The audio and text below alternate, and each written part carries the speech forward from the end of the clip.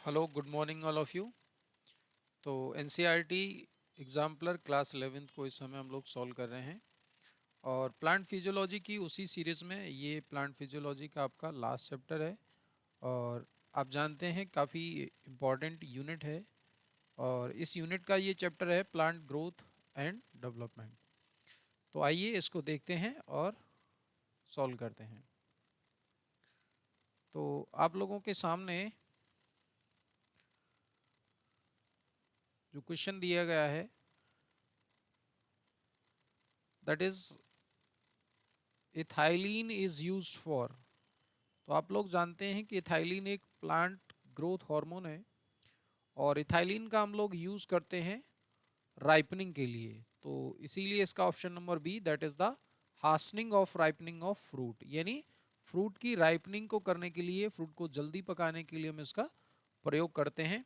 और आप लोगों को ये भी पता होना चाहिए कि जो आपका इथाइलिन है ये गैसियस हार्मोन है ना, गैसियस हार्मोन। तो ये भी बात इसके बारे में ध्यान रखेंगे।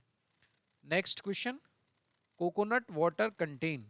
तो कोकोनट वाटर के अंदर कौन सा एक्चुअली हार्मोन होता है ये बात पूछ रहे हैं। तो आप लोग जानते हैं कि कोकोनट वाटर के अंदर साइटोकाइनिन होता है और साइटोकाइनिन क्या करता है, सेल डिवीजन में हेल्प करता है। ये भी बातें आपको याद रखनी है कि ये सेल डिवीजन में हेल्प करता है। Next, the affect of apical dominancy can be overcome by which of the following hormone.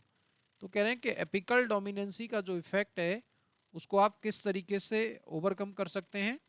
तो आप लोग जानते हैं एपिकल डोमिनेंसी का जो इफेक्ट है that can be overcome bye cytokinin. Now next question लिख रहे हैं मैच द फॉलोइंग। तो इस तरीके के सवाल काफ़ी आजकल ज़्यादा आ रहे हैं और इम्पॉर्टेंट क्वेश्चन होते हैं ये। तो match the following, indole acetic acid. आप लोग जानते हैं इंडोल एसिटिक एसिड का यूज़ आप कहाँ करते हैं, वीड फ्री लोन में। और नेक्स्ट एबीए। तो एबीए का आप यूज कहाँ करते हैं, that is the stomatal closure में। आप ये भी जानते हैं कि एबीए को स्ट्रेस हार्मोन भी कहा जाता है, स्ट्रेस हार्मोन ऑफ प्लांट। उसके बाद आपका साइटोकाइनिन। तो cytokinin that is the herring sperm of DNA and fruiting ethylene ripening of fruit, अभी आप देखा ही है आपने। और जिब्रेलिक एसिड हो गया आपका बॉल्टिंग। तो इस तरीके से आपका ए का ऑप्शन नंबर हो जाएगा फोर्थ। तो ए का फोर्थ हो गया, बी का थर्ड हो गया, सी नंबर 5 हो गया, डी का सेकंड हो गया और ई का 1 हो गया। तो इस तरीके से option number A is correct. Next question, apples are generally wrapped in wax paper. कह रहे हैं कि एप्पल्स को अपन क्या करते हैं, जनरली रैपिंग करके रखते हैं वैक्स के पेपर में। इसके पीछे रीजन क्या है, तो आप लोग जानते हैं prevent aerobic respiration bye checking the entry of O2।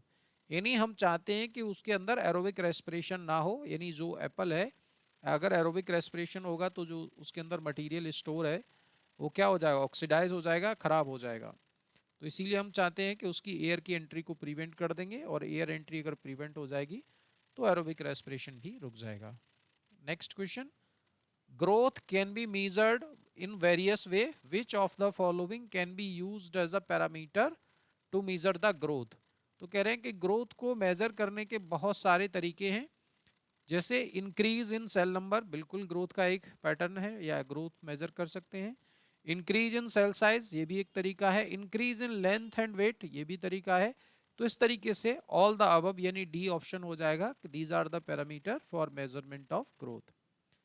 Now next, the term synergistic action of hormone refers to. तो आप लोग जानते हैं सिनर्जिस्टिक का मतलब क्या है, when two hormone act together and contribute to the same function. जब वो किसी सेम फंक्शन की तरफ कंट्रीब्यूट करते हैं तो ऐसे एक्शन को अपन बोलते हैं synergistic action. Next, plasticity in plant growth means that. तो प्लास्टिसिटी क्या है, आप लोग जानते हैं कि response of the plant towards the environmental condition. तो प्लांट का development is dependent on the environment, या इसी को लिख सकता है response by the plant in the about, ये कह सकते हैं इन एक्सटर्नल एनवायरमेंटल कंडीशन। यानी एक्सटर्नल एनवायरमेंटल कंडीशन के हिसाब से प्लांट अपने आप को रिस्पॉन्ड करता है, यानी अपनी ग्रोथ में पैटर्न को शो करता है, उसी को आप प्लास्टिसिटी कहते हैं। Now next question, to increase sugar production in sugar cane they are sprayed with. कह रहे हैं कि शुगर केन के अंदर शुगर का प्रोडक्शन अगर आपको इंक्रीज करना है तो किसका स्प्रे करेंगे? तो आप लोग जानते हैं एक्चुअली शुगर केन के अंदर क्या है, ये नोड इंटरनोड इस तरीके की जो है ग्रोथ होती है। तो अगर मान लो ये इंटरनोड लॉन्ग हो जाएगा, ये लेंथ लॉन्ग हो जाएगी, तो शुगर का कंटेंट इंक्रीज हो जाएगा। तो इसीलिए आप इसके अंदर क्या करते हैं, spread with the gibberellic acid. Gibberellic acid से स्प्रे किया जाता है ताकि इंटरनोड की जो लेंथ है वो इंक्रीज हो जाती है और शुगर का प्रोडक्शन इंक्रीज हो जाता है। ABA act antagonistic. तो पूछ रहे हैं कि एबीए जो आपका हार्मोन है ये किसके एंटागोनिस्टिक काम करता है? तो आप लोग जानते हैं एबीए जिब्रेलिक एसिड के एंटागोनिस्टिक एक्ट करता है। Next question, monocarpic plant are those. पूछ रहे हैं मोनोकार्पिक प्लांट कौन होते हैं?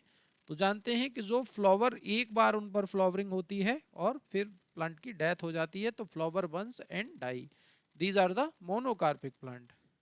Next, the photoperiod in plant is perceived by. कह रहे हैं कि प्लांट के द्वारा जो फोटो पीरियड होता है वो किसके द्वारा परसीव होता है? तो आप लोग जानते हैं कि photo period perceive by the leaves.